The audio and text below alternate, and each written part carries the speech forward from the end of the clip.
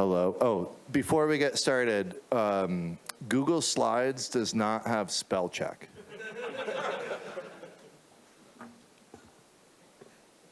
Ready? I wake up ready. All right. Thanks, everybody, for coming.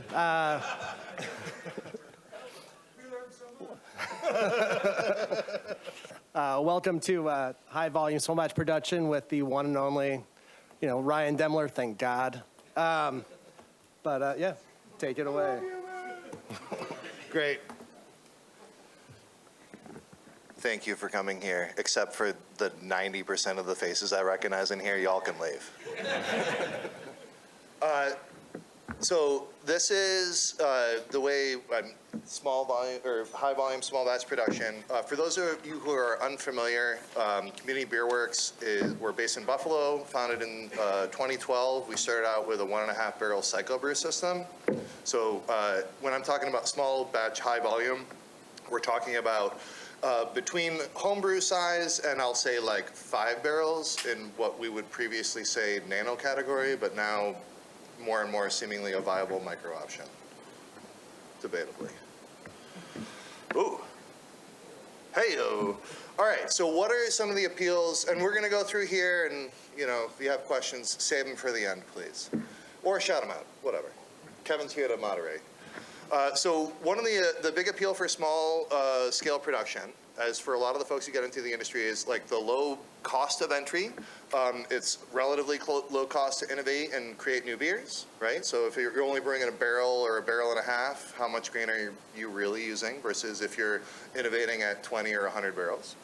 And I use this loosely and also like not sarcastically, but there's still a sense that the smaller you are, the more credibility you have as an artisanal or sort of handcrafted brewery. I have no opinion on whether or not that's valid, but it just is. And then there's a relatively low risk to making adjustments to your recipes. And again, this has to feed into if you're small batch, right? Like, all right, if you brew 2 barrels at a time or a barrel and a half at a time, it's like, all right, cool, like only 300 pints of that is gonna go out. So if I make a minor change, it's 300 samples that the next time is gonna be a little bit different. But again, if you're a 100 barrel brew length and you make significant changes to your recipe, it's gonna be more impactful. And then the ease of transition from being, say, if you don't have professional training in brewing, and I will say this, if you're a home brewer scaling into a brewery, it's actually the same and it's much easier on a large scale. But it's a little bit more familiarity. I can work with a smaller system. Don't do it. So the main gist of this, we'll get to it, but high volume, small scale production is not a particularly viable option. Community Beer Works, we were in the black for 1 year at that scale, and it was after a lot of years of sort of heartache and trouble, and we'll go through that. And I can't impress this enough, and for those of you in the room who operate very small breweries, you can understand the struggles and how difficult it is to operate a very small scale. For folks who are thinking about getting into the industry at a really small scale, I want this to be a sort of a testament and a warning. And then for those who are in here and you're just sort of in it, well, hopefully I have some lessons that we've learned at Community Beer Works. I mean, we're still around. We're 10 years on. I've been doing this for 15 years.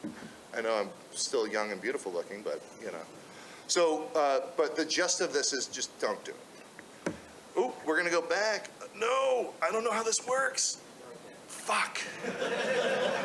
All right, bear with me. I am technologically deficient.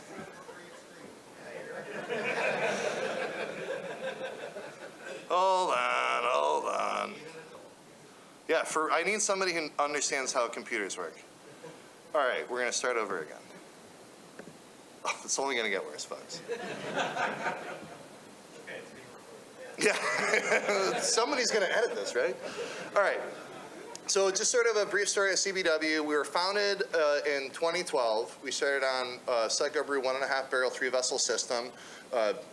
It might be in the Smithsonian now? No, I'm kidding. It's in our current tap room. But the way the system was set up, and I think some of you who are familiar with like at least that iteration from 10 years ago, it was mash tank, kettle, and then we had a hot liquor tank with a Heames coil in it. It's a super familiar system for a lot of homebrewers. If you would have done, say, all grain brewing with a very nice homebrew system, this was a very nice homebrew system. Our FVs were, we had 1.5 barrel stainless steel fermenters, we had 3 barrel polyvinyl fermenters, and they were in self-built insulated rooms with air conditioners hooked up to a cool bot. So again, it's a home brewery scaled up. Our conditioning, as it was done in kegs, and then we would force carbonate in kegs in our walk-in cooler, because that's the only place we could get it down to 36 or below. And then at the time when we opened up, the only distribution channels we had were direct sale to bars and growler sales. We couldn't do pints. So once beer was conditioned and carbonated, then we would, because we had 20% to 15% of headspace in the kegs, then we would have to top up all the kegs. Profoundly inefficient, but again, what was the cost for us of getting in there? Pretty low. The other issue, and this is something that I am like vehemently against, and it was a big problem for sort of wave 1 and 2 breweries, is we rely on a lot of sort of community help and volunteer help. And so if you can't pay people to do work, you can't run a business. So if you're running small scale and you need to hire if you're the owner, don't pay yourself, that's fine. But if somebody who doesn't own the business is doing work and you can't pay them, you can't operate your business. So if you get an intern in, even if it's for credit or whatever, they have to get paid. The work people do has value, and it's beholden, we're beholden as operators to make sure that that happens. Yeah. Okay, so the way I want to approach this, there's going to be sort of 2 crude sections. A little bit's going to be, this is sort of our experience at Community Beer Works, some of the things that we went through, and then the second part is how did we address some of these specific issues. So equipment limitations, small scale brewers, we run into this a lot, and a lot of this comes into, if you had millions of dollars, for one, we'd all be living in the Caribbean and like drinking cocktails and not brewing. Or maybe you'd own a brewery for fun. When you're at a really small scale too, there are issues in consistency. So this is a batch problem, right? So the bigger the batch, it's easier to sort of hit consistent numbers. If you are mashing in at a 1 barrel batch and you're like, oh, I over-milled a half a pound of chocolate malt, well, that's a different beer. If you're at a 100 barrel brew length and you over-mill 10 pounds of chocolate malt, it's like, oh, I don't know, that's nothing. Doesn't matter. So when we're at a very small scale, the very small adjustments that we make can have a greater impact. It costs a lot of money. Brewing inherently costs a lot of money. Operating a brewery, owning a brewery, running a brewery, it's very expensive. At a small scale, it's relatively more expensive because we lack economies of scale. And then the biggest thing, certainly that we dealt with at CBW as we grew from, in 2015, we did 350 barrels of production. In 2016, we did 500 barrels of production. In 2017, we did 685 barrels of production. And by the time we closed our original brewery, which is pictured here on this beautiful shirt drawn by Mickey Harmon, he does commission work in Buffalo, he's a great artist. So by the time we closed this facility in 2018, we had 983 barrels on a 1.5 barrel system. But that means that's a lot of labor hours. It's a ton of time. And we had, at the time I started there, we had 5 full-time brewers. By the time we closed that facility, we had 3 full-time brewers. And a lot of that is through efficiencies gained in terms of how we operated. But it also helped that we opened up a 20-barrel brewery. So the second part of this is how did CBW address some of the challenges that we face? So how do we find efficiencies at the smaller scale? How do you grow smart? So, when you make that next step, if you have a lot of money, then you can invest in really good process and really good equipment. If you have a little money that you can invest further, what's the best way to do that? And I'm not saying that we have the best ways. I am saying that we've done a lot of the worst ways. So, I'm hoping that I can share some lessons learned. Relationship building. This is, for me, sort of been the most important thing for me developing as a professional brewer and growing. When you're at a really small scale, we rely a lot on the other brewers. We rely a lot on our vendors. We rely a lot on our guests and our patrons. We rely on the folks that do other things adjacent to what we do. And so conferences like this are super important. If you don't know folks in the industry, take time. It is at least as important, if not more important, to build relationships with folks who are doing what we've done or have been the path that we're trying to walk. Because when we run into problems, you can just call. To be able to call somebody is more valuable than anything else. Like, that is far and away the truth. Thank you, Kevin. And then we're going to talk a little bit about best practices. So, and a lot of this is going to be sort of common sense stuff, I think, for some folks that have been in the industry for a while, and some of it might be like, oh, fuck, should I really do that? And, I mean, from my experience, yes. So we got a lot of problems. More than 99, but, you know, I'm looking around the room. Most of you are about my age, so yeah. So from the equipment limitation sizes, we're talking about really small size, right? If you operated a bigger brewery, you wouldn't be in a high volume, small scale production talk. So yes, that is an extreme limitation. The way, and it's getting better now, but smaller scale breweries are not designed as well or as efficiently as larger scale breweries. So when we're brewing at 1.5 barrels, 2 barrels, 3 barrels, when we're knocking that beer out, we're getting lower efficiency through the mash. We're getting probably less efficient whirlpool action. Just everything is just a little bit less efficient. So versus, you know, if you have a 5-vessel, 100-barrel brew length system, you can get some great efficiency out of there. Like, you have a really nice lauter tun with rakes that improves your lauter efficiency. You probably have a whirlpool that then improves your knockout efficiency, right? So these are some limitations that we run into, and then equipment controls too, right? So at the small scale, it is very much a homebrew setup, which we're all familiar with, but you know, you can't just be like, oh, I'm gonna brew this beer, boop, start, and then like do a thing, right? So no, it's everything is super engaged, and what we do is very, you know, crafty and that, but you know, we miss out on some of those efficiencies. Inconsistency is a massive problem, I think, for craft generally. But specifically at a smaller scale, and just to, you know, and again, like if you're making a small batch of something versus a huge batch of something, you're obviously, you know, if you misweigh something, it's a little bit of an issue. So to address this, folks you have to be really consistent and considerate of what you're using, how often you're using it, when you're using it, to the point where it's like annoyingly fastidious in terms of record keeping and weighing stuff out. And then another issue that we run into, and this is again across craft, is that if you can't invest the time in lot selection, if you don't have sort of the weight to make sure that you're getting the things that you really want and can choose those, if you're buying hops and grain from a bunch of different providers to brew the same beer, those present inherently different challenges. So again, when we're really small, I think it's obvious stuff, I think, but sometimes it's like you have to be aware of that. So when, you know, this is a problem when we're operating at a very small scale. If you're doing single batch stuff, that beer, it's very hard to make a barrel of beer, 1.5 barrels of beer the same today as it is 3 weeks from now. If you have to buy a different lot of grain, if you have to buy a different lot of hops, if you're brewing it at that scale, it's just difficult.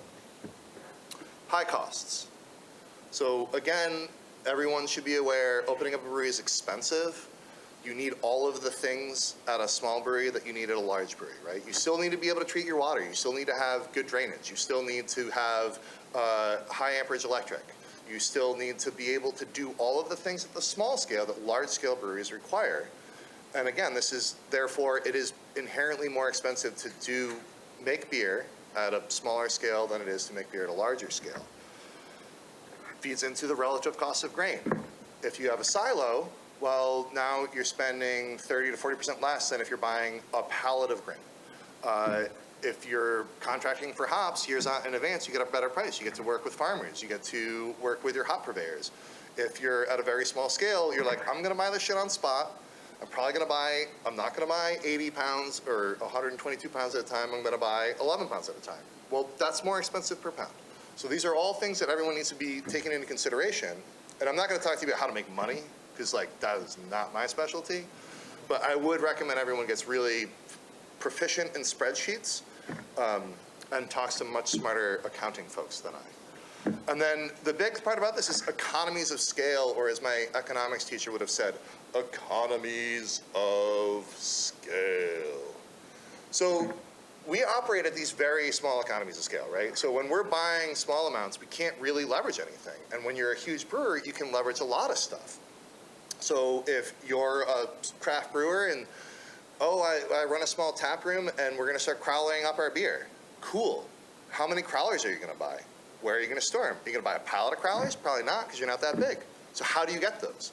Well, instead of that and the lids being whatever it is, 30 cents, 40 cents, 50 cents, now you're spending $1, $1.15. If you're not going to buy thousands of labels, well, then your label cost goes up. So these are all issues that affect us, and then this has to feed into how do you operate your business, right? So what is the most profit maximizing way to sell your beer when we're constrained by all of these extremely sort of constraining financial issues? Labor. Also labor. And again, labor. So when I started at Community Beer Works in 2016, we had a bunch of full-time brewers, and we ran 3 shifts on a 1.5 barrel system. And it was killing us. Now, a lot of that has to do with lack of training. It was a bunch of home brewers who came together and started brewing beer together. And so, like, were we good brewers together? Sure. But was there sort of a professional approach to making beer? It was like, no. So a lot of this has to come into time management and how do you run process. But the big thing is when you're at a really small scale, it's unavoidable. Again, we have a 20-barrel brewery. It takes me the exact same amount of time to brew 20 barrels of beer as it did 1.5 barrels of beer 5 years ago. So, you know, that labor, fuck, am I getting paid 5 times as much? No, it would be nice. No one here from work that writes my check is listening. But the point is, like, you know, at a very small scale, you're tied to having to, you fill a lot of gaps with, like, we're just going to throw bodies at it because I can't spend the money on the machine that allows me to do X or Y. It's like, oh, well, I got a person here. We can pay that person. So, you know, these are other really sort of constraining considerations. So where did CBW, how did we approach this? So from the efficiency and smart growth, simplify the process, simplify your recipes. When I started at CBW, we had extremely complex malt bills. We did step mashing through a heme system. For anyone on a small scale that's step mashing, don't do it. It is a waste of time. Figure out another way. You can buy better modified malts or different modified malts. You can get the exact same beer, but you can do it in 1/3 of the time on the mash side. So if you're spending time heating water up, if you're spending time heating mash steps up, stop. Get water on demand. Get a hot liquor tank. These are the simple, cheap ways to adjust your process. So that's like a big recipe thing. The process thing, so we had, you know, again, we had a 1.5 barrel with a hot liquor tank and a Heems coil. And when I worked there, they were doing step mashing. Stop. Going in for a sack rest, check conversion. As soon as we hit conversion, boil off, run off, done. Pull the Heems coil out of our hot liquor tank. That's a second kettle. All right, cool. Now, as soon as I'm done running off, mash in again, brew again. Put in a couple of on-demand hot water heaters. So that's an investment, but, you know, how much are we paying? I'm paying somebody minimum $16 an hour to sit around and heat up water for 1.5 hours in the morning so I can mash in. I'm sorry, we're just gonna spend $3,500. We're gonna put on-demand hot water heater in. That's our strike water. Boom. Saves me an hour, that pays us back in a little bit of time. These are smart efficiency growths. Remove needless steps. And like a big part of that is like, if you're step mashing. And a lot of this is, to me seems common sense, and I run into it a lot, but it's like, there are a lot of folks who get really good at brewing at home, and you can make things as complex as you want because there's no financial burden on it.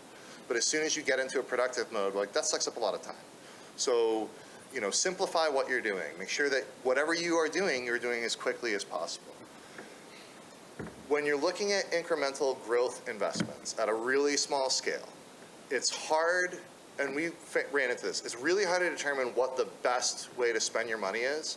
And so, all right, when we were conditioning and carbonating on kegs, but that's, talk about consistency problems, holy shit.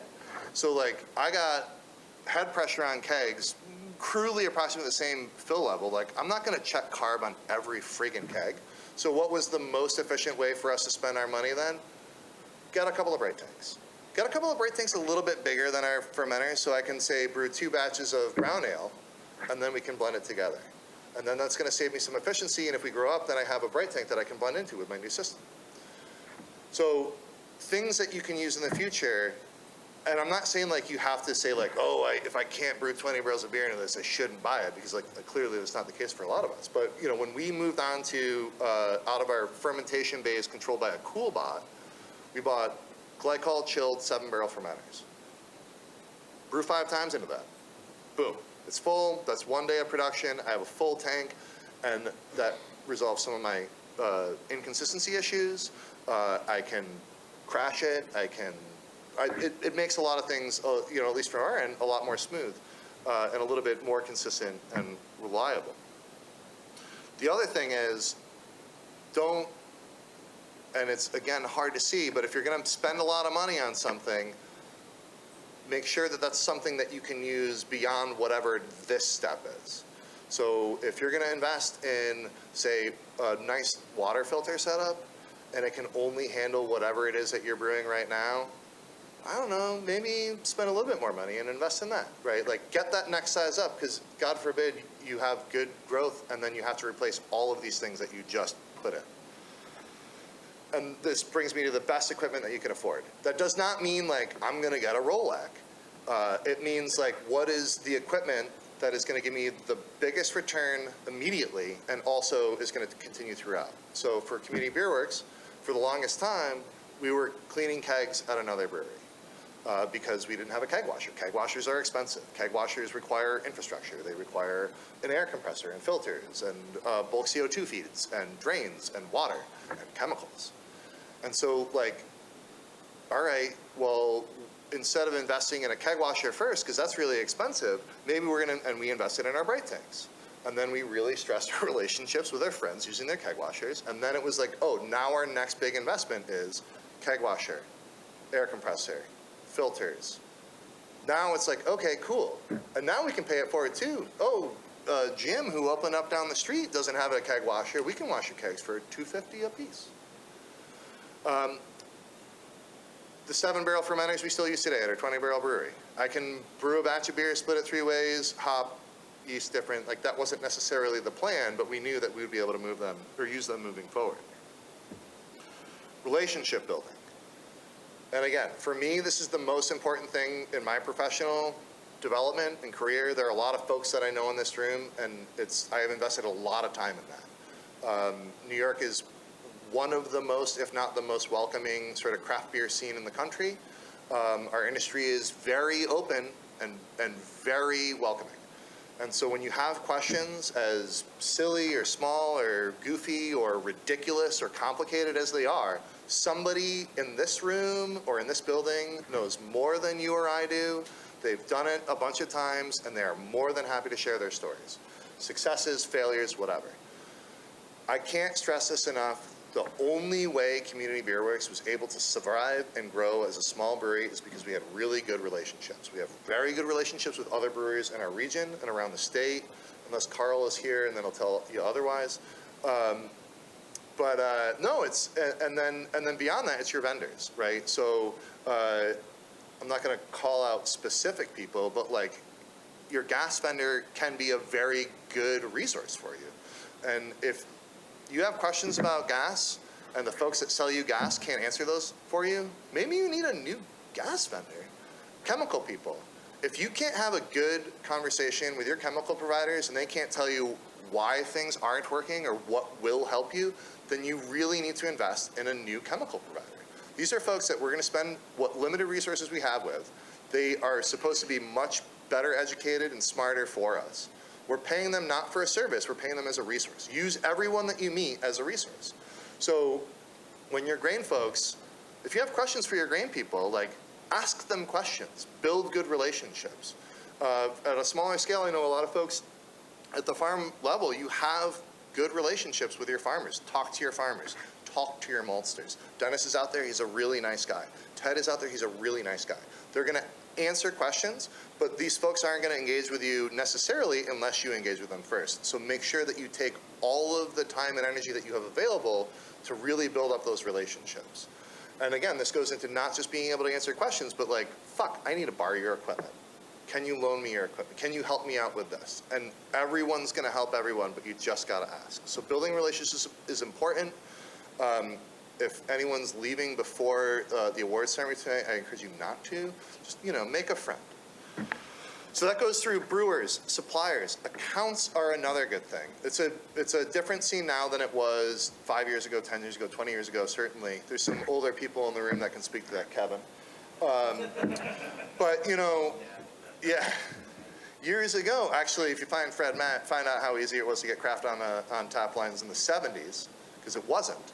And now it's not because there's a lack of interest. It's like there's, 503 breweries in New York, right? So, we got over 1,000 in California.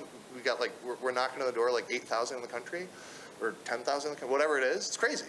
So to build up good relationships, and again, I'm not the guy to tell you how to build relationships with your accounts. I'm just telling you, you have to have good relationships with your accounts. And so that's, whether it's people who are good at that, talk to them about it. Find accounts that you can work with. Make sure that, don't bend over backwards. Every bartender or bar manager and owner is the neediest person you ever met. But you have to have a good relationship with these folks, and especially at a small scale. If you're not pushing all your beer over your own bar, you have to have somebody who can consistently take what you're putting out and can't move yourself. And then the patrons, guests, consumers, fans, however we want to address the folks that drink our beer, you need good relationships with them.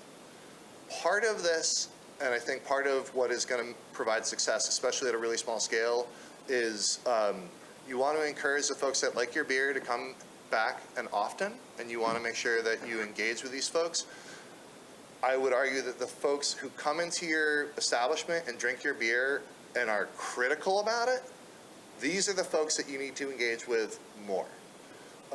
As somebody who bootlegged beer in college because it was cheaper than buying it in Quebec, but then a lot of us, when we homebrew, our friends are like, oh, your beer's really good, you should open up a brewery. That's great. And then you open up a little brewery and you're like, oh, your beer's really good, and you open up a brewery. And then if somebody comes in this beer is trash. And if they can tell you why it's trash, don't disregard that. A lot of us face this oh, it's sort of nice. And if you open up in a sort of a lower beer concentration area where you're just the brewery there, you might just be the best beer in town, but that's probably not good enough. So you just want to be, you don't have to be the best beer in the world, but you want to make sure that you're listening to good criticism. And at a really small scale, we have to be very, very open to that. And not, it's delicate, but I get butthurt pretty easy about this kind of stuff. So I've learned a lot, go to therapy. But it's the big thing is take criticism. Be really honest about it. Is your beer really good, or is it because your friends come here? Or is it in a small neighborhood? If a brewery that I really like were to open up down the street from me, would folks stop coming to my brewery? I don't have to be better than them. I don't have to make the same beer as them, but I got to be cognizant of, are we sort of making good enough beer? There we go. Best practices. So, and this translates at all level. I think it's really important to operate with a macro mindset. So you have to be operating at whatever your financial situation allows you to operate at. These are the levels. So I'll say this. If you don't have a pH meter in your brewery, stop. Just get one, spend the money on it, do it. You don't have to be a water chemist, but get your water tested. There are free water calculators out there. Use that stuff. A lot of us don't check our COAs on our grain. That stops this year because we're all going to get hammered with it. So look at the information that our vendors are providing us. And if you don't know enough about how to use that, then reach out to somebody. There's a lot of smart people. I'm not one of them. But there's a lot of smart people. So part of this is, cleanliness is a huge thing. and I hammer this all the time, it's a problem across craft, it's a problem across macro industries, it's in particular a problem in small craft and startups. CBW is not immune to this. We had very huge issues before I took over. Many places that I've been at, we have cleaning is the single most important thing that a brewer does. Get the fuck out of the way of the ingredients, give it an environment in which to work and produce us really good beer. So I'm talking about cleaning your tanks, which means having good relationships with your chemical providers. I'm talking about making sure your floor is clean. I'm talking about, you don't want fruit flies at the bar. Cleaning is just profoundly important. Record keeping. This is another problem, and I feel like it translates over a lot from the homebrewer mentality of like, I did this thing, I threw a little bit of that in, I threw a little bit of this in. I'm looking at Scott, because so Scott and I worked together at this place before, and the previous person who had run it did not keep records. So looking back and brewing a beer, it's like, I used 10 bags of grain, and then like it started at 8, and we finished at 3, and I was like, what? So when we're at a really small scale, and you want to have repeatability and consistency, well, specifically how much did you use? So at 20 barrels, we measure to the 10th of a kilogram. I use kilograms because the metric system's easier. Y'all can use the imperial system if you want, okay. The point is, for one, an inventory management thing, but if you're brewing, again, 2 or 3 barrels at a time, that half a pound of grain is a lot. Those 5 to 20 grams of a bittering addition is a lot. So when you're keeping track, you need to know specifically what it is. And if you have concerns about, oh, why did the beer taste like this versus taste like that? Well, what was your starting pH and where did it attenuate at? And like, can you check your carbonation? These are all things that big breweries and regular sized breweries hopefully are taking care of on a regular basis, but when we're at a really small scale, it's doubly important. So if you were to look at our fermentation logs, I should have brought them, but I have literally just stacks. I mean, there were 1.5 barrel batches. So I have, from 2018, I have 1,000 brew sheets, and I have like 700 cellar sheets. And like, do I use that information often? No, almost never. But when I need to reference it, it's there. And so do yourselves a favor, do your future brewers a favor, keep records of everything, fastidiously. Got $5 for using it in this presentation. Aluminum siding. I want to come back to clean. Cleaning is, those who know. Cleaning is so profoundly important. It's true at every scale, and especially when we're at a really small scale. It's not just the productive side, but a lot of us operate our own tap rooms. Clean your draft lines every 2 weeks, minimum. Take your faucets apart. Take your couplers apart. Use a pump. If you have fobs, stop, get a direct draw system, get that shit out of the way because it is just disgusting. And if you can't afford to get fobs out of the way, then make sure you pull those apart and clean them.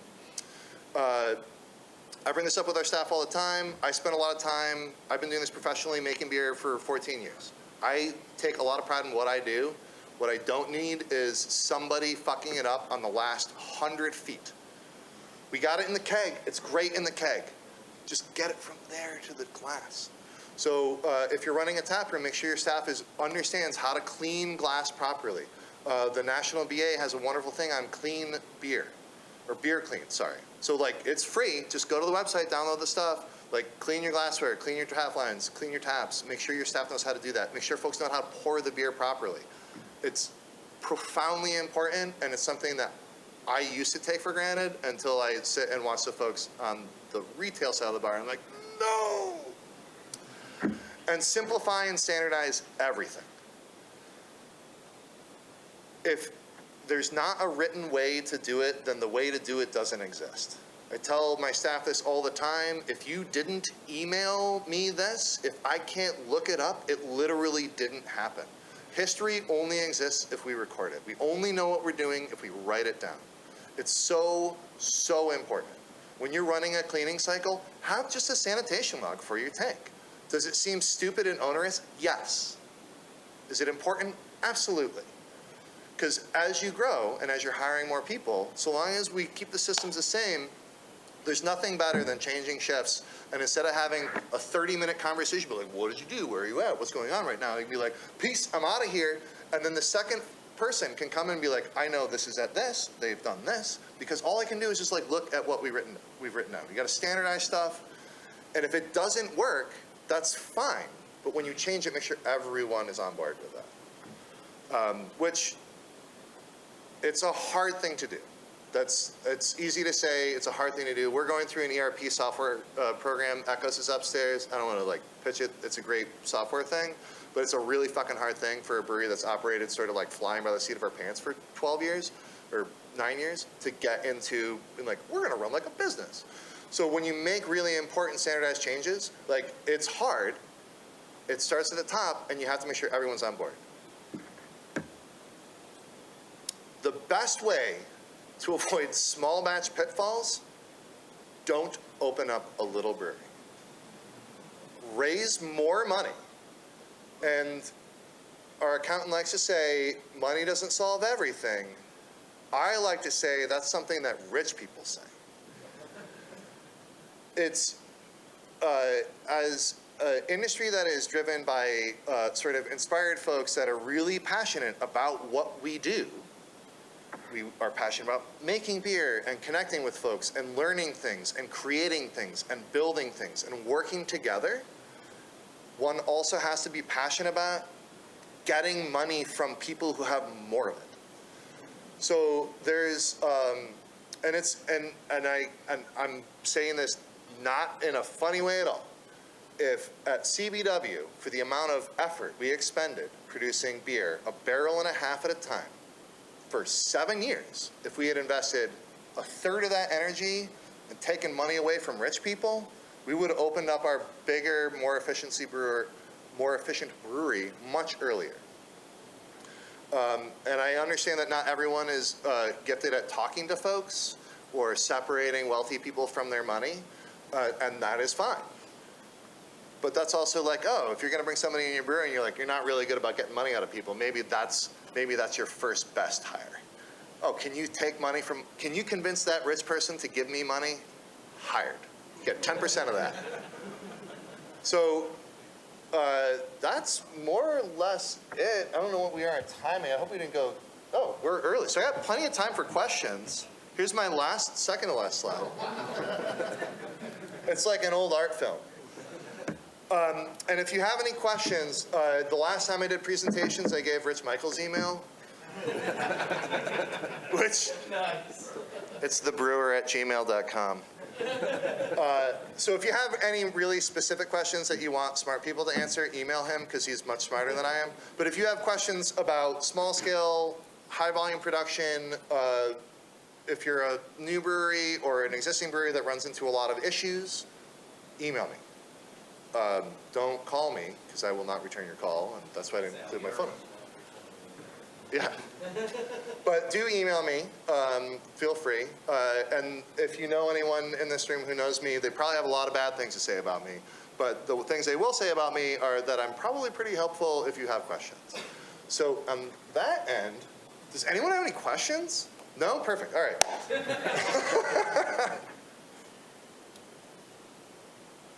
Oh, all right. That would have been a shitty flex move, Rob. Yes. Yeah. How much money do you have? Get more, Robbie. So, and again, and there are some folks, and so when I started doing this, like sort of 10 barrels, like 500 to 600, or sorry, 10 barrel brewery, 500 to 600 barrels over the bar was sort of like the minimum standard 15 years ago. I would say 5 barrels is probably as small as I would go, but like, and again, when you're buying, and this is another thing, and this could be like a whole decade talk about who to buy equipment from and not buy equipment from. When you're speccing equipment, like be extremely diligent. You're giving them a shit ton of money. Make sure the engineering is really good. Make sure that you talk to people who use their equipment. So if you're looking at open up a brew pub, It's like 5 to 7 is sort of a nice, small, sweet spot. If you don't want to grow beyond that, then 7 to 10 maybe. But it also depends, like, how much space do you have? And then we're going to get into, like, specific financial, like, how much money do you need to make per square foot? How much do you need to make per cover? Those are questions that the National BA actually has some pretty good calculators on. But, like, from a personal preference standpoint, like, I don't want to fuck around with anything smaller than 7 barrels. So, you know, you can brew 7 to 10 barrels on a 7-barrel system. You can brew super high gravity 5 to 7 barrel batches of beer. It's a really nice size. 5 barrels, okay. A barrel and a half, out of here. And then, you know, 10 barrels, again, it's a sweet spot. But there's a lot of factors, right? So you can open up a brewery at 7 or 10 barrels, and then if you really take off and you're brewing like 3,000 barrels a year, like that's a great problem to have, but then we're running into these things. So then you're running into, like, I'm running 2 or 3 shifts. You know, we're sort of getting to that inefficiency point. So my general MO is like whatever size you can afford, raise a little bit more money and get bigger until you get to 20 barrels, and then like, well, I don't know if you want to be that big. But yeah, a brew pub, I would say 5 to 7 is sort of the minimum. Not to pump up Fraunhofer, but they're a really great vendor, and they have a 3.5 barrel skid mount system, which is like not as cheap as buying just like a cheap sort of glorified homebrew setup, but it is, I'm not going to say plug and play, but it's effectively plug and play. And that allows you to say like, all right, cool, like we're going to spend a little bit of a premium on this, but you don't have to build out all the infrastructure. Like everything's just sort of mounted. So you get like your brewery is mounted, and you got to have electricity and water, and boom, you're done. Right? Awesome. Yeah, and drains. Or if you're on a farm, you just, you know, whatever. Good drains. Yeah, drains. Yes?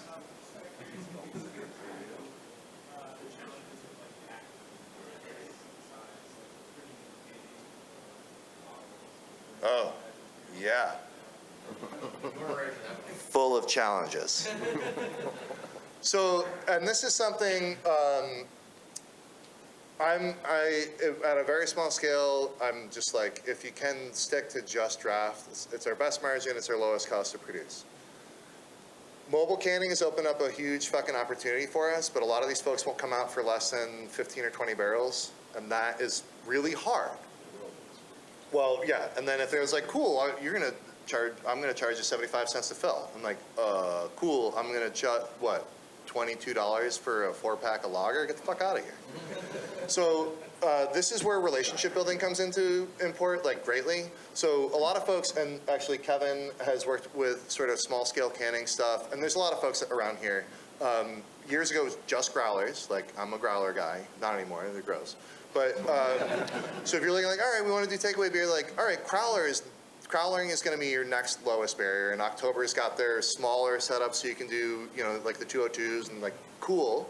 But that's like a lot of investiture of time. So if you're thinking about getting a mobile canner in, and depending on where you are, but if you say like have a 7 or 10 barrel bright tank that you could fill up and can all that off and be like, oh, Jody down the road also has 10 barrels, and maybe we can just like, if you can work with local breweries to bring in mobile packaging. But again, that's like a finance thing. Like, can I sell beer for however much I need to sell it for that? That's a tough thing. So for the way we operated, exclusively was direct sale draft. Like we signed on with a distributor when we opened up, well, before we opened up our new facility, but we decided signed with a statewide distributor at our old space. And like it alleviated some of the problems like, oh, if we want to get beer down in New York City, but it's like, if I want to get beer to Rochester, we just go to Rochester. Like we're in Buffalo, it's an hour. Like I don't need to pay this person 32% to bring my beer over there. Bottling is a little bit easier. You can get cheap bottling lines. If there's somebody from Resurgence in here, thank you very much. We borrow your forehead bottling line all the time. And so this is, again, it's a relationship thing. Do I have a preference? Like we have a Cody counter pressure 6-head filling canning line, love it. It allowed us to get through the pandemic, but that whole apparatus together was $350,000. So if you have $350,000 to spend, maybe don't have a small brewery. So what's going to work in your market? So if people want cans, you can figure out a way to get a cans. And how much time and labor are you willing to throw at it? Like if you're the owner, I don't know, your time's worthless. So like, dude, you sit next to Jason. Jason doesn't have a life anymore. So it's, you can, and I know a lot of folks that do hand can and fill, and you can make your money on that. But if you want to sell some appreciable amount of beer, say outside of your tap room, then you are going to look into mobile canning. And then the other thing is, contracting is always an option. That's a different beast, and that's not what I'm here to talk about. I worked at a contract brewery. Do your due diligence with contracts if you're considering doing that. But if the goal is like, I want to operate a small tap room and just brew a little bit of beer and like have very good control over what I'm doing, and I have like 2 brands that I just want to be able to get into the market, that's probably a better option. But again, have good relationships with brewers, specifically who have contracted beer. Ask them who they like and don't like. When you're dealing with other breweries to, like anything, if you're buying equipment, if you're going to have somebody brew your beer, you want to make sure that, if you have kids, I don't have kids, so I don't know. But like, if you have kids, I assume that like whoever your child care provider is, like you want to make sure they're pretty good. So for me, beer is my child.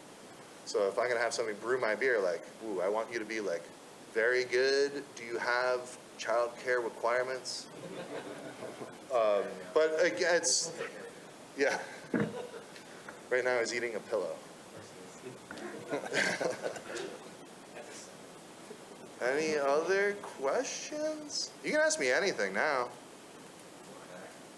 Hey!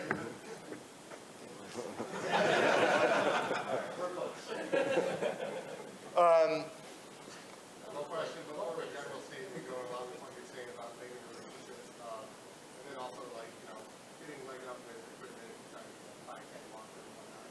Make relationships with the community, both colleges, chamber of commerce, Fort F offices, sessions with people. I know a few breweries who work catwalkers, so they went to local college and they have a class full of senior engineering students who need a final project. And they'll have a brand new 4-head automated catwalker, cost them $0. So yeah, those relationships can save you a lot of money. There's tons of money from the state too. So a lot of us have probably had pretty good experiences with grant writing. I find it particularly tedious, but New York State does have a lot of money for our industry in particular. It's just trying to find it and get it. So like talking to your local legislators was not something I brought up, but that's like profoundly important. Politicians love nothing more than politicking. So if you can, convince your local assembly person or local senator or city council person to come out to your brewery for an event, make sure that the folks that, well, for one, your taxpayers pay to represent you, and 2, like, have them engage themselves in your business. They love to say, like, I helped support this business. We employed 10 people here because of me. Vote for me, 2022. It's like, all right, dude, get me some fucking money. So build those relationships with these folks as well. Like, we invite politicians out all the time, with varying degrees, and certain ones not, political leanings and all. But, there's a ton of money available out for that, and that's really important too. SCCC in particular, and ECC out by us, ECC and TRICARE colleges both have like brewing programs, right? So there's availability both in terms of access to money and smart people can do shit for you, but also like they have programs for interns who maybe like know a little bit about beer that we can pay a livable wage, but they're also going to get credit, which is nice. So, yes. It's kind of a question. So I was coming from a 7-barrel system at a different brewery. Yeah. Switching down to a 3-barrel. What's the biggest piece of advice you can give me working on that 3-barrel, trying to get the business to where they should be on a 7-barrel? I do take very good notes. So,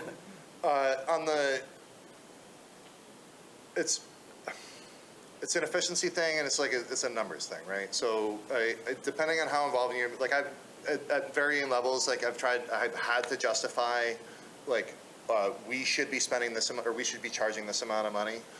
If you're talking about just beer, like the scalability is pretty straightforward. Like when I'm talking about like when I do grist stuff, it's like percentages, and that is straight through everything. I have a really good IBU calculator that I stole from Devin Hamilton. So he's at Paradox Brewing, just Yeah, just email Devin. He's got a great IBU calculator. So like, and it changes, right? Like your scale and your gravity and like, you know, but when, I mean, I know I'm just a brewer, but I feel like we can push that evolution today. all right. I'm looking at Scott again for this because we worked at the same place. We have the same issues. So you have to have a really good relationship with the folks that are in charge of the financial end of things, right? And when you're brewing beer and when you're sort of, if this is a dependent, like how do you want to grow? You got to feed people what they want. So you have to be engaged with the folks that are coming in your tap room. And like, if it were me and I were to be able to brew the only beers that I want, we wouldn't have a single beer over 6%. It would be like 10 lagers, a couple IPAs, like 2 stouts, a porter. That's it, actually. And so like, we would go out of business. So the advice that I would have is like, all right, what are folks going to drink the most of? Fulfill that tap line, talk to your guests, make sure that you're maxing out the volume that you're moving out. And then the bigger part about this is make sure that whatever you're doing, like you're charging appropriately for it, right? So if we consider that if you're pushing beer over the taps, it really shouldn't cost like more than 15 to 20%. Like that's crazy amount if your beer costs 20% to go through your taps. So if you can hit high volume, high margin, like the owner is going to have a hard time to say like, oh, I don't want to be an IPA brewery. Like, yo, dude, we move a lot of IPA and we make a lot of money. So that's, you know, and that's tough too, right? So as a brewer, how much influence do you really have if you're not also running the tap room and doing this kind of stuff? But you also have to have a really good relationship and like talk open and honestly with your taproom manager and ownership about what are the goals for the business, what are the best ways that you can do that, and you know, at CBW we have sort of a very horizontal management network and we talk a lot. I mean, sometimes we talk too much, but it's good to know like what are the goals of sales and marketing, what are the goals of the tap room, and like my role effectively is to make sure that you folks are happy. So like you guys need this for that and you need that for that, and like I'm going to make sure that we're making those beers. When you're at a smaller scale, you can sort of influence that a little bit more. But you know, if ownership's like I want a smoked Hefeweizen on top, and you'd be like, nobody wants that. One dude wants that. Yeah, Tony. Yeah, Tony. But like, you know, there's things like that, right? So and again, you got to talk to other brewers in your area. Like, what beers are you brewing that move really well for you that I'm not doing? I don't have to necessarily make that beer, but like, what moves like shit? Milds are weirdly a thing in Buffalo now. There's 5 breweries with milds on tap. I love it. I brewed a mild 10 years ago. It sat on the taps for 4 months. Who's drinking a 3.5% dark beer? That's weird. Now it's like, yeah, I'll drink 10 of them. So that's very much sort of like an in-the-moment flow kind of thing when you're at a small scale. For us, a lot what is determined at our scale now is like, what are our sales projections? What do our distributors want? When we're at the 1.5 barrel scale, and this is another thing that's really sort of nice about being in a small scale, you can just sort of brew like whatever you want. It doesn't really cost you that much money. So we would have people be like, oh, wouldn't it be great if you had beer X? And then like 4 weeks later, we're like, all right, we got beer X on, yay, come on down. And we made 1.5 barrels. So we sell a keg and change. And then if that goes well, then we can say to ownership and sales, be like, oh, beer X is a really good beer. Maybe we make 3 barrels of beer X. But, I mean, that's sort of it, right? So I don't have anything better than that. You can, and the other thing too is if you can get pushback too. So and as an operator, you have to be sort of amenable to whatever, right? You just whatever the beers that we're expected to produce, we want to make sure that they're the best beers possible. So if it's a smoked half, and anyone who likes smoked half, I'm sorry, but if it's smoked half, make it the best one ever, or that you can. Yeah. Hey? Oh, thank you. Oh, one more. Oh, Ivan, you can leave. What would you give for a Bills Super Bowl win? What would I get for it? Nothing, because they're going to win the Super Bowl in 2023.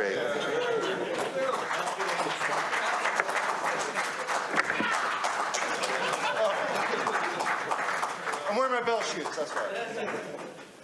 Those are sweet shoes. Thank you. And I'm not interested.